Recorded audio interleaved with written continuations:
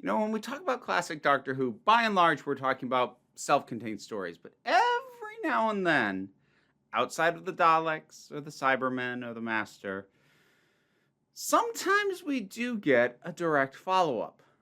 And it's kind of neat. Snakedance. So this is a Fifth Doctor story. I think I can't remember if last time I did my ranking, if I put him at the very bottom or just near it. The Fifth Doctor doesn't connect with me in a lot of ways. I don't think he's bad. I don't actually think any of the Doctors are flat out bad, but he resonates probably the least with me. That having been said, this follows on from Kinda, which I did think was pretty good. And understand that my failure to fully connect with Peter Davison's Fifth Doctor does not make me incapable of enjoying and appreciating some of the stories he takes part in. And there was a lot to like in Kinda. And this, as I said, is a follow-up on it, pulling on the very specific thread and presumably having been caused by the creative team realizing what a potential gold mine they didn't fully take advantage of in Tegan being possessed by the creature known as the Mara. This got a little bit of play in Kinda, and she's really, really good. Tegan going malevolent, manipulative. It's something she's very, very good at, and they were right to find a reason, an excuse even, to give us more of that. So here we have a story that actually begins pretty much with just the Doctor is trying to figure out what's going on with Tegan, because while the Mara was not in her that long in Kinda, it moved on to somebody else who was far less interesting. But there's a little piece of it still there, still in her mind, and it's trying to come forward. And the Doctor needs to figure out how to stop that. And that's our starting premise. The setting is a world that basically kind of serves a little bit as an origin story for the Mara and gives us a society that is largely built on the idea that thousands of years ago, the Mara was either defeated or destroyed, depending on who you ask. And it gives us an interesting primary point of focus within the society, which is, I forget the exact title that he has, but he's effectively a prince. He is going to be ruling soon. And this character is great. Like, the actor is so perfect at playing entitled boredom. Like, he is bored. He's deeply bored with his existence because everything's so easy. So nothing excites him, nothing interests him. He does have a little bit of interest in the Mara, stories of it, how it was beaten, how it might, according to some legends, come back. It's not quite an obsession. He's a bit too disaffected to have obsessions. But it's one of the few things that makes him go, oh, perks him up a little bit. It's funny that I'm watching this around the same time that I've started watching Wednesday. No promise I'll have a review for that out. I'm watching it as I have time, which is rarely. But I've noted to myself while watching Wednesday, playing disaffected while also bringing across some character, not just being flat, is actually quite hard. Jenna Ortega in Wednesday is extremely good at it, and so is this guy. So it's just nice to see. The timing works out amusingly on that front. The production design also feels a little bit better in this one than often was the case with the Fifth Doctor. I think a lot of it has to do with the fact that a decent amount of it takes place in moody settings, moody lighting, caves, which does a lot to sort of hide the seams and hide the jank. And see, classic Doctor Who, it's funny. Sometimes the wobbly sets, the janky costumes, they're adorably so. Other times they're distractingly so. So, like, a good example of distractingly so would be something like Warriors of the Deep. The Makra is distractingly janky. This is adorably so, because there actually seems to be a pretty decent amount of effort put into things like the sets. And the, again, overall atmosphere and often moodier lighting really boosts that. Makes it work better than it probably should. And that is one of the things that can be incredibly charming about Classic Who, and this has it. The overall story is basically what you'd expect it to. Tegan does get repossessed by the Mara. She begins to manipulate some others. Like a part of the Mara also manages to possess this sort of prince type guy, and it's then going to use that power that it can wield in order to fully come forth, overtake Tegan, and have its own body again. So the little glimpses we get, the things linked to the Mara, it's all snake based as it was in Kinda.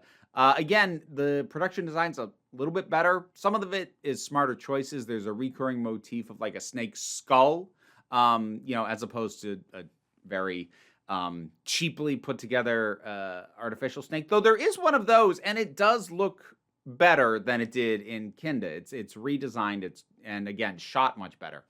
And there's a lot of things that like very simple effects, but used smartly. There's a bit where like those under the control of the Mara will have like a sort of snake tattoo. And there's this bit where what it is meant to do is that the sort of 2D tattoo becomes real, and comes off the arm. Now, I could tell what the effect was. It was laying flat and then it was inflated. So it puffed up. And I could tell what was causing the effect, but still enjoyed it.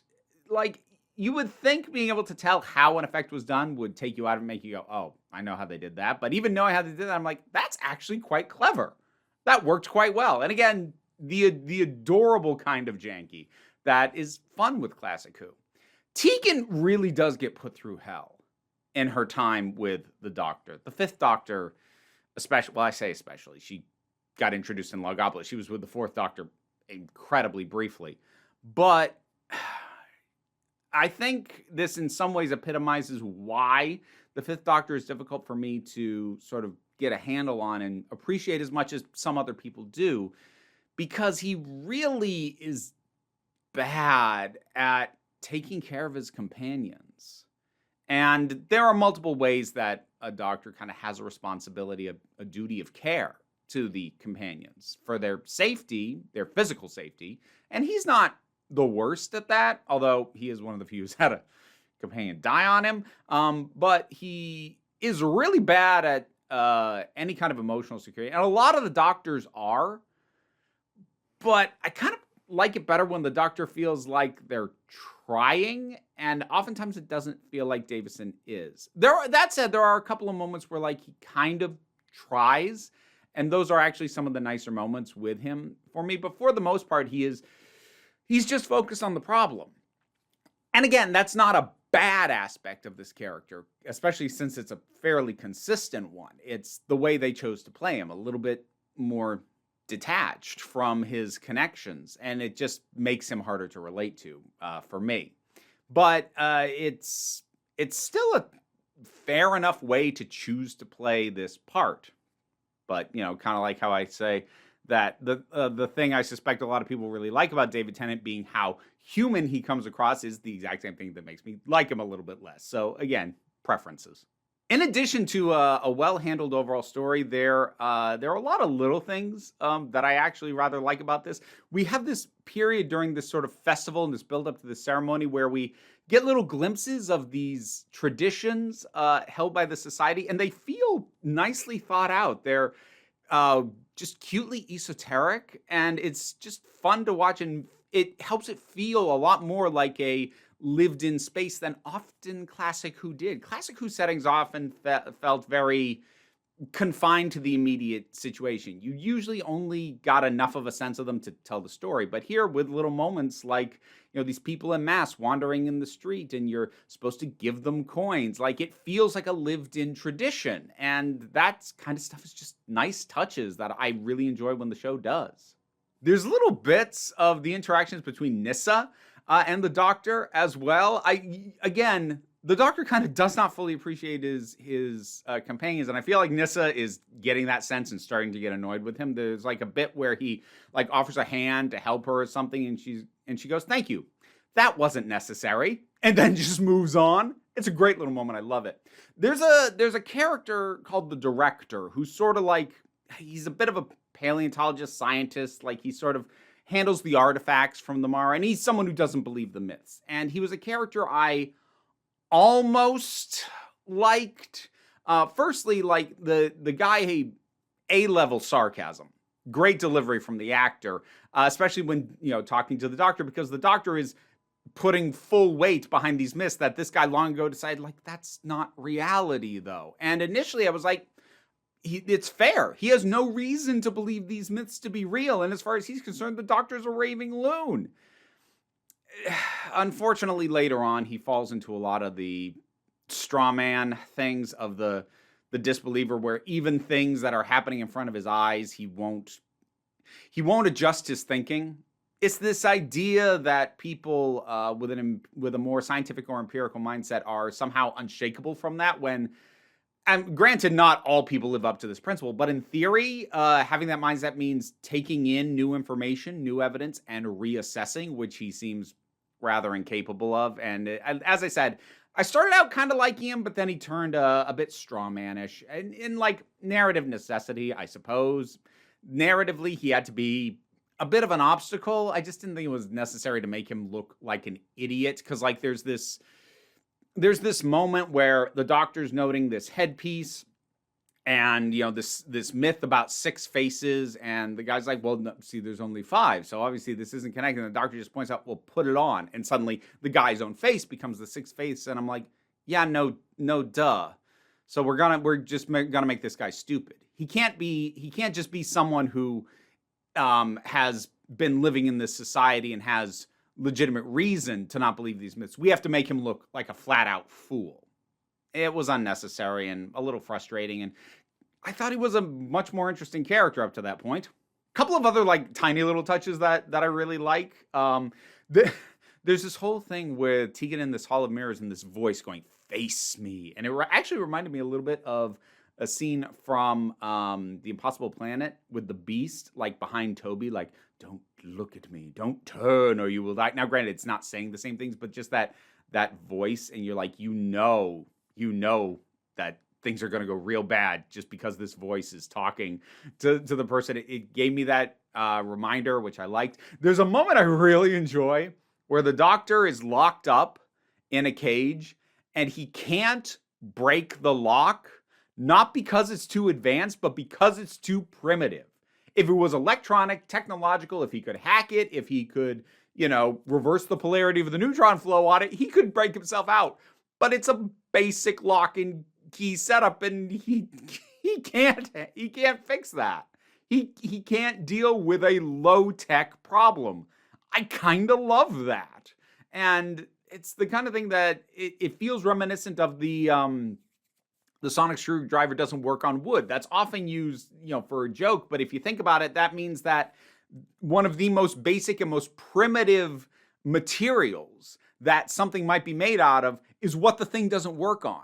The doctor doesn't think about having to beat really primitive tech, which means sometimes it flummoxes him. And I just enjoy that. And overall, this was just an enjoyable story. I really like when I can enjoy Fifth Doctor stories more. I think I'm not going to say it's impossible, but I've kind of given up on hoping that I'm going to connect with the Fifth Doctor as a character, as a way that he behaves and works with his companions, etc. But I am pleased when I can encounter stories that he's in that I like. And with the added bonus of this being follow-up to another story that I already kind of liked, yeah, this was a good time. Snakedance, have you seen it? What did you think about it? Whatever your thoughts are, drop something down in the comments. Let's talk about it. Patreon pays the bills. And I was actually commissioned to move this one up. I'm trying to get back into the habit of monthly classic Doctor Who reviews, but this was made a priority through a Patreon commission. But even outside of that, I'll sometimes hold votes for which Doctor I might do or things like that. So you get access to that through the Patreon, but even if you don't want to do that, like, share, subscribe, help. That stuff's free, but don't worry too much about it. We take a relaxed attitude around here so you can come on back next time you need a break. Well, it's Patreon supporter shout-out time, folks, so thank you to Robin Moore, Zubin Lutfulla, Tarak, the thing that goes doink in the anime, Oliver B., Angus Bjarnason, Linda Walters, Emu Delkey, Theotha Boyd, Toy Lowly, Becky Spark, Vernabulax the Poodle, Zach, Tracy Scrabbit, General Contact Unit Problem Child, Angry Gasperl, Tim Price, Adam R.D.L. Taylor, Shayla Gourlay, and Brendan LaRose. Thanks so much for your help. You can get your name read out too. Check out the rewards in the Patreon. Is that what they should do? Should they check the Patreon?